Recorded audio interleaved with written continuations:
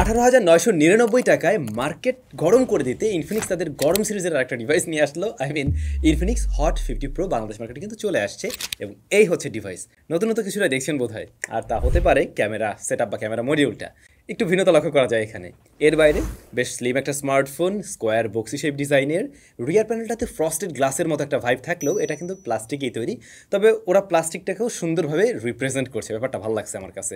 Secondary noise cancellation mic না থাকার কারণে এটা কেন দেবে না ভাই? 19,000 টাকার একটা স্মার্টফোন অবশ্যই থাকা উচিত ছিল। 3.5 মিলিমিটার হেডফোন জ্যাকটা আবার ওরা দিয়েছে, এমনিতে মোটামুটি শক্তপোক্ত খারাপ মনে হচ্ছে না, তবে এই ধরনের আচার টাচার দেওয়ার দরকার নেই আপনাদের। ফোনটার সাইজ একটু বড় সড়ো, নর্মালি ইনফিনিক্সের এই বাজেট ফোনগুলো একটু লম্বাটে শেপের হয়ে থাকে। আমার কাছে পার্সোনালি যেটা মনে হয়, একদম আমার নিজের ওপিনিয়ন, এটা আরেকটু ছোট রাখা উচিত, একটু স্ট্যান্ডার্ড সাইজে আনা উচিত। প্লাস্টিক প্লাস্টিক গ্লাস, হ্যাঁ সামনে তো গ্লাস থাকবে, খুব স্বাভাবিক, বাট এই ডিসপ্লেকে কোনো কিছু দিয়ে প্রোটেকশন করেছে কিনা ব্যাপারটা আমি কিন্তু ক্লিয়ার না। আপনাদের জন্য সাজেশন থাকবে একটা প্রোটেক্টর ব্যবহার করার অবশ্যই। ইনফিনিক্স তাদের এই স্মার্টফোনটাতে ভালো একটা ডিসপ্লে দিয়েছে। 6.78 ইঞ্চের এই প্যানেলটা AMOLED panel, 1 billion colour support করে, 120 হার্টজ হাই রিফ্রেশ রেট রয়েছে, 1800 নিটস পিক ব্রাইটনেস রয়েছে এই ডিসপ্লেতে। সুতরাং এই ডিসপ্লেতে রেজলিউশনের ঘাটতি পাচ্ছেন না, যেহেতু full HD plus resolution. Punch hole cut out রয়েছে, লোয়ার চিনটা একটু মোটা লাগতে পারে, এটা আরেকটু ন্যারো হলে আরও বেশি ইমার্সিভ একটা ভিউ পাওয়া যেত। তবে যেহেতু কালার কন্ট্রাস্ট এই জায়গাগুলো ভালো, 1 বিলিয়ন কালার সাপোর্ট করে, আবার 120 হার্টজ পুশ করে, সেটাও একটা স্মুথ রেজাল্ট আপনাকে দিবে যখন আপনি স্ক্রোল করবেন বা ডে টু ডে টাস্কগুলো সামলাবেন আর কি। অন্যদিকে এটা নিয়ে যখন আমরা আউটডোরে ব্যবহার করছিলাম, ডিরেক্ট সানলাইটে ব্যবহার করতে আমাদের কোনো ধরনের সমস্যা হয়নি, একদমই স্ট্রাগল ফ্রি আমরা ব্যবহার করতে পারছি, কারণ 1800 নিটস পিক ব্রাইটনেস আছে এখানে, যা ডিরেক্ট সানলাইটে দেখার জন্য যথেষ্ট উপযোগী। তবে কালার একুরেসির বেলায় এইটা একেবারে একুরেট টাইপের কালার দিচ্ছে না, কালার কিছুটা বাড়িয়ে দেয়, একটু ভাইব্রেন্ট ভিভিড টাইপের কালার প্রেজেন্ট করে আর কি। যারা ভিডিও দেখবেন তাদের কাছে এই ডিসপ্লেটা মারাত্মক ভালো লাগবে। একে তো বিশাল বড় সাইজ, রেজলিউশন ভালো, আবার ওই যে কালার রিপ্রোডাকশন বেশ কালারফুল আর কি, পপ আপ টাইপের কালার, যে কারণে ভিডিওটিও দেখে মজা পাওয়া যায় আর কি। ডিসপ্লেটা এই বাজেটে ভালোই দিয়েছে। রান করছে XOS 14.5 বেসড অন অ্যান্ড্রয়েড 14, আর ডিভাইসটাতে প্রসেসর হিসেবে রয়েছে মিডেট হেলিওস G100। রিসেন্ট টাইমে আমি বলছিলাম বেশ কিছু ডিভাইসে এই প্রসেসরটা দেখবেন, দেখুন একটার পর একটা আসতে শুরু করছে, আরও অনেক ফোনেই দেখবেন। র্যাম রয়েছে 8GB এবং 128GB স্টোরেজ রয়েছে। কয়েকদিন পর আমি শিওর এই প্রসেসর নিয়ে আর নতুন করে কিছু বলা লাগবে না, খালি বললেই হবে যে এই প্রসেসরের পারফরমেন্স আপনারা জানেন। আসলে ওরকমই মিডেট হেলিওস Z99 এর মতোই রেজাল্ট দেয়। এই smartphone day to day task সামলাতে গিয়ে খুব একটা গরম হয় না। আপনারা কী করবেন, রেগুলার কাজ বস, হয়তো ফেসবুক চালাবেন, ইউটিউব, বিভিন্ন সোশ্যাল মিডিয়া অ্যাপ, টুকটাক ছবি টবি তুলবেন, মাঝে মধ্যে হয়তো গেম টেম প্লে করবেন, এ জাতীয় কাজগুলো সে সামলাতে পারছে ভালোভাবে, এবং তাতে করে ফোনটা কিন্তু ওভারহিট হচ্ছে না মোটেই, এমনকি থার্মাল থ্রোটলের মতো কোনো ইস্যু আমরা ফেস করিনি। বাট আমার ওপিনিয়ন হলো ইনফিনিক্সের ইউআই নিয়ে এখন অবশ্যই আরেকটু ভালোভাবে কাজ করা উচিত।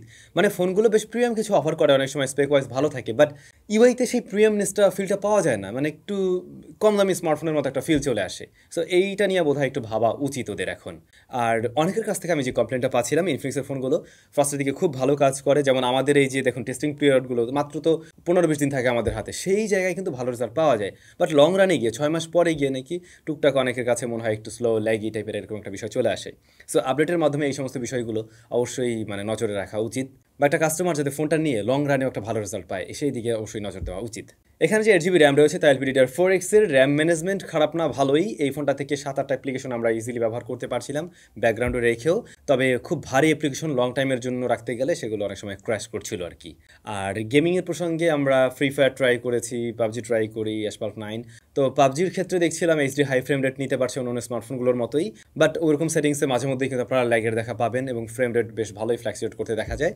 লোয়ার সেটিংসে তুলনামূলকভাবে বেটার রেজাল্ট পাওয়া যায়, স্টেবল রেজাল্ট পাওয়া যায় মোটামুটি লোয়ার সেটিংসেই। আর ফ্রি ফায়ারের ক্ষেত্রে রেজাল্ট পাবজির তুলনায় বেটার ছিল, স্টিল হাই সেটিংসে রিকমেন্ডেবল না, এখনও না, ইভেন ও নিজেও বলে, বাট আপনারা একটু লোয়ার সেটিংসে যদি খেলেন সেক্ষেত্রে বেটার আউটপুট পাবেন। বাট এর আগেও কয়েকটা রিভিউতে আমি বলছিলাম MediaTek Z100 হয়তো অপটিমাইজ হতে আর একটু সময় লাগবে, হয়তো বেটার রেজাল্ট পাওয়ারই কথা, কারণ আন্তত স্মার্ট স্কোর, তারপর গিগবেঞ্চ স্কোরের দিক থেকে সে কিন্তু একটু এগিয়েই আছে MediaTek Z99 থেকে। এর বাইরেও আমরা ট্রাই করি কল অফ ডিউটি, ওইটার রেজাল্ট কিন্তু ভালো ছিল, গ্রাফিক্সটাও ভালো লাগছে এবং ডিসপ্লের আউটপুট ভালো ছিল বলে দেখতেও ভালো লাগতেছে আর কি, আর স্মুথ রেজাল্ট ছিল এই গেমে। ক্যামেরা হিসেবে স্মার্টফোনের রিয়ারে 3টা শুটার আছে, মেইন শুটার হলো 50 মেগাপিক্সেল, মূলত ওইটাই কাজের, বাকি 2টা দুধভাত সেন্সর আর ফ্রন্ট ফেসিং ক্যামেরা রয়েছে 8 মেগাপিক্সেলের শুটার। এইটার ক্যামেরার কালার টোনটা একটু ডিফারেন্ট টাইপের প্রেজেন্ট করছিল, কিছু কিছু ক্ষেত্রে আমি রেডিশ একটা টোন পাচ্ছিলাম, বিশেষ করে যখন মানুষ চলে আসলো ছবিতে। তবে এটা ভালো দিক, ছবিতে অতিরিক্ত কালার ছিল না, একদম স্যাচুরেটেড করে ফেলছে না, হালকা ভিভিড, যা দেখতে ভালোই লাগে বা একটু ভাইব্রেন্ট টাইপের ফিল দেয়। ডাইনামিক রেঞ্জে মোটামুটি ভালো করার চেষ্টা করছে এই স্মার্টফোনটি। ইনফিনিক্সের 20,000 টাকার নিচের যে এর আগে ফোনগুলো আমরা পেয়েছি তার তুলনায় এইটার এক্সপোজার কন্ট্রোল এবং ডাইনামিক রেঞ্জ কিন্তু আমার কাছে যথেষ্ট ভালো মনে হয়েছে। তবে লো লাইটে আরও বেশি সফট করে ফেলে, নাইট মোড আছে এখানে, অন করে নিলে কিছুটা বেটার আউটপুট বের হয়। বাট আপনি বড় করেও স্ক্রিনে দেখতে গেলে বুঝতে পারবেন যে হ্যাঁ, ডিটেলের অনেক ঘাটতি আছে এবং নয়েজ গ্রেনের দেখা স্টিল থাকে, ওগুলোকে কাট করার জন্য একটু বেশি সফট করে ফেলে আর কি। পোর্ট্রেট মোডে দেখলাম এজ ডিরেকশনে একটু টুকটাক মিসম্যাচ করছে ক্রিটিক্যাল জায়গায়, তবে 2x পাবেন। 2x-এ নিলে পরে বডি শেপটা পারফেক্ট আসে, বাট ছবিগুলো একটু সফট লাগে, আর ব্যাকগ্রাউন্ড ব্লারনেসটা তখন আরও বেশি ভালো লাগছিল দেখতে আর কি। তবে ছবির কালারটা ঠিক নেই। সেলফিতে ডাইনামিক রেঞ্জ মেইন ক্যামেরার মতো ততটা ভালো ছিল না এবং এক্সপোজার ব্যালেন্সও একটু ইস্যু আছে। ইনডোরের দিকে মোটামুটি মানের ছবি দিলেও এগুলো আবার একটু সফট করে ফেলে। ভিডিও রেকর্ড করা যায় সর্বোচ্চ 2K 30 FPS-এ। 2K এর ফলে 1080p তুলনায় অন্যান্য স্মার্টফোন থেকে একটু এগিয়ে থাকবে, বাট ভিডিওতে এক্সপোজার ব্যালেন্স করতে গিয়ে হিমশিম খায়। ডাইনামিক রেঞ্জের অবস্থা ততটা ভালো না, আর এক্সপোজার ব্যালেন্সেও বেশ সময় নেয় আর কি। তবে খুশি করবে এর স্পিকার, ডুয়াল স্পিকার রয়েছে, স্টেরিও সাউন্ড পাবেন। একেবারে ব্যালেন্স না হলেও সাউন্ড কোয়ালিটি ভালো ছিল। ইয়ারপিসের সাউন্ড আবার ঠিকঠাক আছে। তারপরে নেটওয়ার্ক রিসিপশনে কিন্তু ওয়াইফাই, ডেটা কানেকশন কোনোটাই প্রবলেম আমরা ফেস করিনি এই ডিভাইসে। প্লাস এইটাতে ফিঙ্গারপ্রিন্ট স্ক্যানার রয়েছে কিন্তু আন্ডার ডিসপ্লে, ওই জিনিসটাও ঠিকঠাকভাবে ওয়ার্ক করছে, একদম পারফেক্টলি ওয়ার্ক করছে। প্রতিবারেই মোটামুটি আনলক করতে পারে। আনলক স্পিড সুপার ফাস্ট না হলেও ঠিকঠাক আছে বলবো।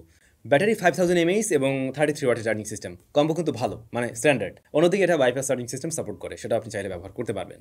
আর ব্যাকআপ, এটা অনায়াসে একদিন চালানো যায়। আমরা 7.5 ঘন্টা প্লাস এসওটি পেয়েছি, যেটা আমার মনে হচ্ছে ঠিকঠাক আছে। আপনার ইউজ কেসে এটা একটু বাড়তেও পারে। আর কি বাকি থাকলো, মনে হয় আর তেমন কিছু বাকি থাকলো না। আচ্ছা, তো এই হচ্ছেন হট 50 প্রো। হট 50 প্রোর হট জায়গাগুলো হলো ডিসপ্লেটা।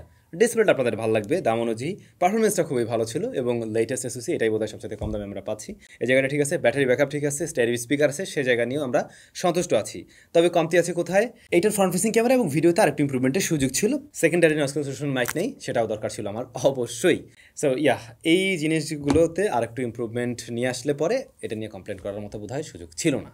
বাট যারা এরকম প্রাইস পয়েন্ট থেকে একটা ভালো ডিসপ্লেযুক্ত স্মার্টফোন এবং ভালো একটা পারফরমেন্স চাচ্ছেন, সাথে ভালো ব্যাটারি ব্যাকআপ, তারা অবশ্যই এই ডিভাইসটা একবার দেখবেন কেনার আগে।